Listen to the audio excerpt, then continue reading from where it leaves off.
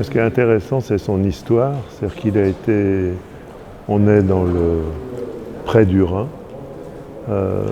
Et il a été créé en 1911, lorsque la COP, qui s'appelait le Konsumverein à l'époque, s'est installée. Et elle s'est installée là, au centre d'un territoire qui était à la fois l'Alsace et le Bade. Et donc, on sait bien le caractère transfrontalier de ce territoire. Et en même temps, c'est une architecture industrielle qui accompagne en quelque sorte le développement de la Neustadt jusqu'au bord du Rhin. Et ce qui est commencé par la Neustadt en ville se prolonge dans le quartier industriel par des architectures qui reprennent les thématiques de la Neustadt, à la fois urbaines et affirmant assez clairement le caractère régional de ces architectures. C'est-à-dire que quand on regarde les bâtiments de la COP, on sait qu'on est en Alsace et à Strasbourg. Et ce qui n'est pas toujours le cas de toutes les constructions plus récentes qui se sont faites. Et donc ce qui m'intéresse beaucoup, c'est de se servir de cette histoire pour d'abord réutiliser les bâtiments existants, quelle que soit d'ailleurs leur qualité architecturale, parce qu'ils ont le mérite d'être là et de pouvoir être le support d'une nouvelle utilisation.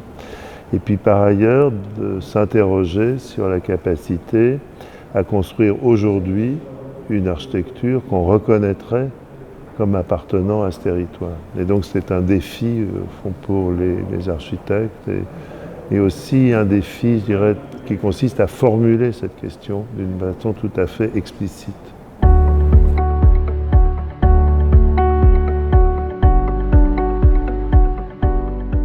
Paradoxalement, il était à la fois fermé par un réseau de voies ferrées et puis ouvert par sa fonction, puisqu'il était un centre de logistique, de distribution, et que chaque village d'Alsace avait sa COP, et que c'était une institution.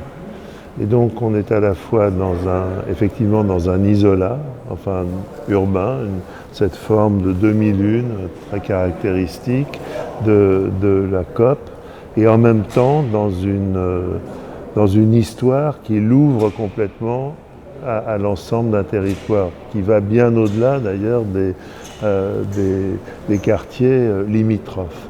Et donc l'idée, c'est de faire un programme qui s'adresse qui répond non seulement aux fonctions locales, mais qui s'adresse plus largement au très grand territoire, de part et d'autre du Rhin, et donc d'y implanter des équipements qui ont un rayonnement qui va au-delà du simple quartier. Je prends un exemple, il y a le bâtiment qui s'appelle la cave à vin, dans lequel il y avait une très grande salle d'embouteillage, et on a proposé d'y faire un restaurant, et on a dit on pourrait mettre 1000 couverts, donc ce qui a été une sorte de slogan comme ça.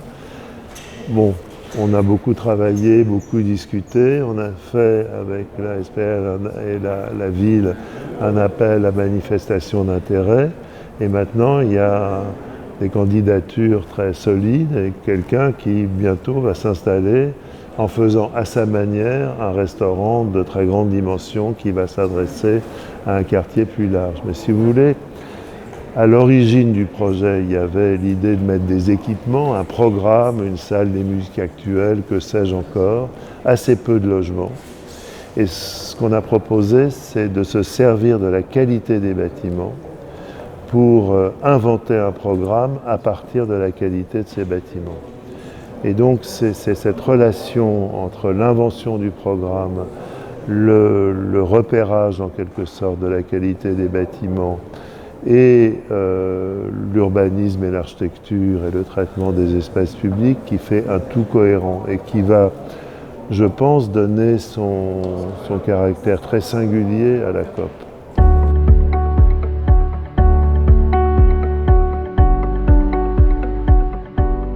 Ça rejoint un tout petit peu la vie d'Alessai, c'est de dire que au lieu de fixer un programme avant même de commencer à dessiner un projet, on peut imaginer que, au fond, les lieux eux-mêmes, la manière dont on les transforme, peuvent inspirer un programme. Par exemple, il y avait un bâtiment qui s'appelle l'Union sociale, qui était un magasin dans lequel était entreposé de la farine, des pâtes alimentaires, du sucre, etc., avec des planchers avec une portance très bonne d'une tonne au mètre carré, un système poteau-poutre assez flexible.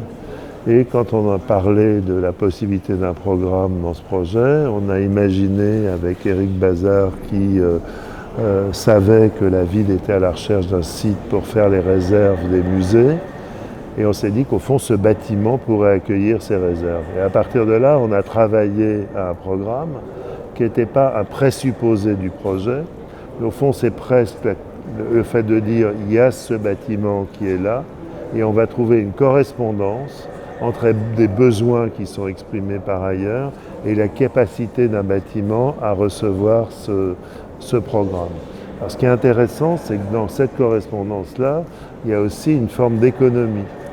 Parce que la tradition de la COP, c'était un système de distribution économe. Les gens collectionnaient des timbres qui collaient dans des cahiers et qui leur donnaient droit à des bons d'achat gratuits ou pour les fêtes, à recevoir des cadeaux, etc. Et en fait, cette économie ou cette modestie de l'investissement, on peut le gérer quand on trouve la bonne correspondance entre un programme et un lieu. Si vous essayez de mettre un programme qui ne rentre pas dans un bâtiment, ça coûte très cher. S'il y a une correspondance entre les qualités du bâtiment et le programme, c'est une forme d'économie. Donc on n'arrête pas de chercher des correspondances comme ça, de se dire dans les anciens ateliers d'entretien de la COP, ateliers bois, ateliers de maçonnerie, etc., on va mettre des ateliers d'artistes. Donc on reconfigure le bâtiment, mais avec ses dimensions. Et de cette fonction d'atelier, on passe à une nouvelle fonction d'atelier. Il y a un endroit qui s'appelait la menuiserie, qui était tout simplement l'endroit où il y avait la menuiserie entre les artisans qui entretenaient le site de la COP et les magasins de la COP.